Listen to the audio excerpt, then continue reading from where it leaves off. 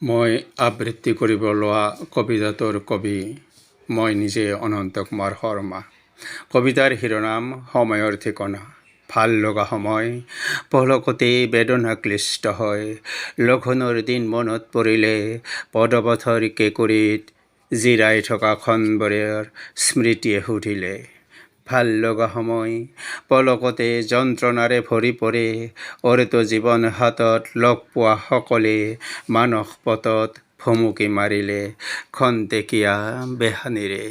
শাস্ত্ৰই কোৱাবোৰ সঁচা সঁচা লাগে।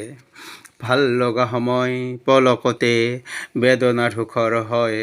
সান্নিধ্যলৈ অহা বহুতৰে দ্বৈত চৰিত্ৰ বুজি। সত্য যুগৰ ধৰ্মৰ চাৰিপদ কলি যুগত এক পদ সঁচাকৈয়ে হ'ল নেকি? ভাল লগা সময় পলকতে মৰুময় হয়। যাক প্ৰশ্ৰয় দিব নোখোজো সেই হতাশা আহিলে ক'ব খোজো জীৱন মানে সুকৰ্ম সত্যগুণ। ভাল লগা সময় পলকতে বিদ্ৰোহী হৈ নাচে। পৰিভ্ৰমী বিদেশী চৰাই জাকে জাকে আহি আমাৰ মাটিৰ জীপাল বননিত ৰসাল ফল বৃক্ষ আদিত স্থায়ী ঠিকনা দেখি। ভাল লগা সময় পলকতে বুকুৰ বিষ হয়।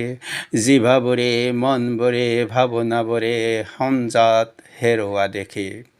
ভাল লগা সময় পলকতে দুখ হৈ ধৰা দিয়ে নতুন ধাৰাপাতৰ প্ৰচণ্ড অঞ্জুমান দেখি।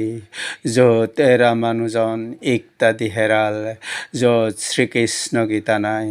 শাস্ত্ৰৰ আইনৰ বিজ্ঞানৰ মহা মহা সূত্ৰ হেৰাই কিয়?